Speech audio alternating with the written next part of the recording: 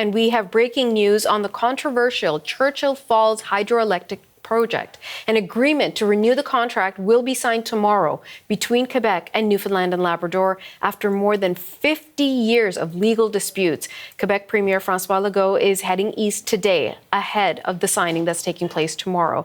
Let's turn to CBC's David Cochran, who's joining us now from Ottawa. He, of course, is the host of Power and Politics. David, good to see you. What do we know about this agreement so far?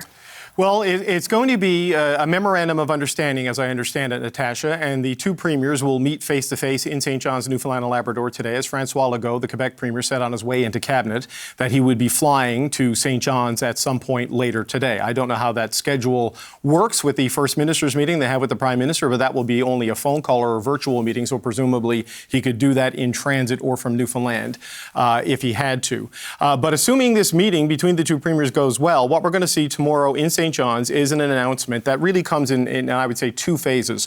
One is a renegotiation and an extension of the original Upper Churchill Falls power contract. This is the hydro project built in 1969 that runs until 2041. The agreement does at a price that is punishing to Newfoundland and Labrador and quite lucrative for Quebec.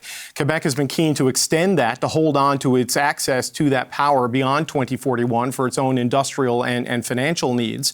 But Newfoundland and Labrador wasn't willing to do that without some sort of a change in the price for the remainder of the old existing contract. So that is the first part of the deal. The second part, as I understand it, Natasha, is a commitment to work together on future energy projects in Labrador. The one that jumps to mind is a project also on the Churchill River called Gull Island.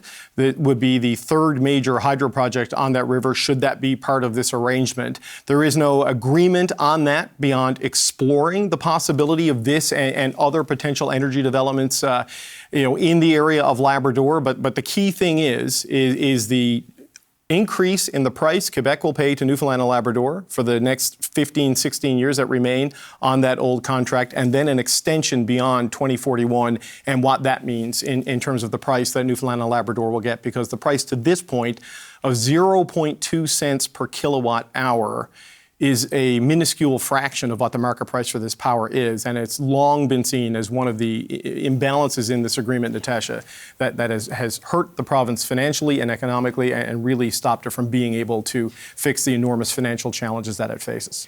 Well, David, you've been covering this for so long. You know the story inside out. And as you're mentioning, Newfoundland has long argued that they get the short end of the stick with this deal, right?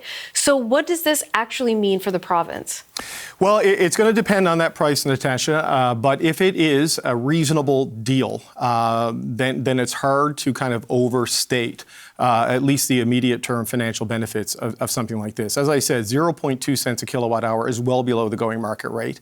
An analysis done by the Newfoundland legislature a few years back showed that Quebec has made about $28 billion in profit off this agreement, while Newfoundland and Labrador has made $2 billion in profit off of this agreement over the course of it. I mean, this has been an issue my entire life growing up. This was signed 4 years before I was born.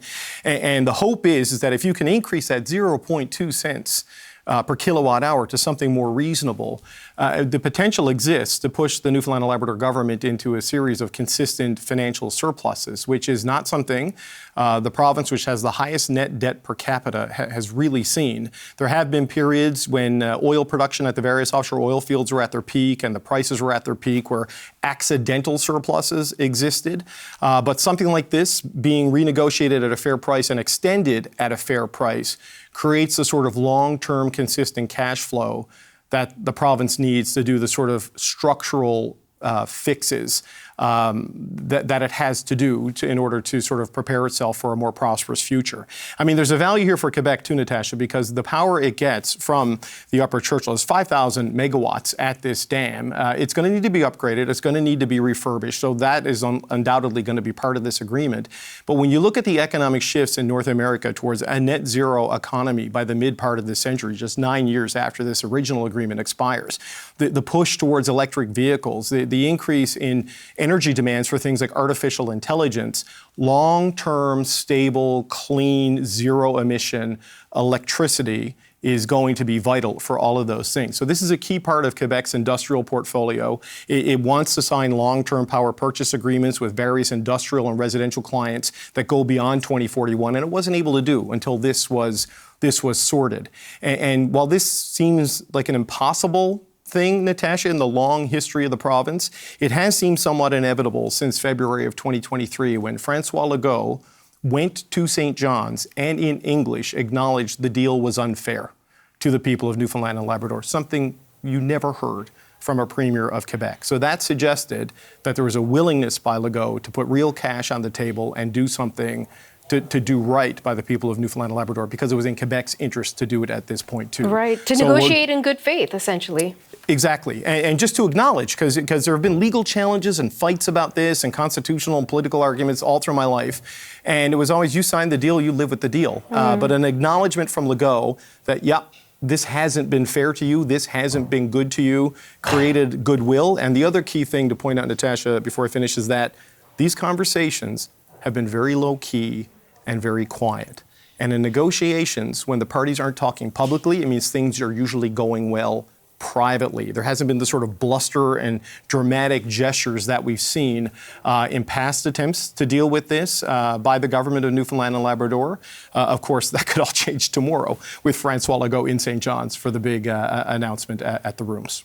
Well, that quiet negotiating tactic doesn't seem to bode too well for other major political stories that we're watching, David, but I appreciate what you're saying. I imagine you guys will be covering this at length during your show tonight, so we'll absolutely tune in at 5 p.m. Eastern. David Cochrane is the host of CBC's Power and Politics and our guest right now. David, thank you. Thank you, Natasha.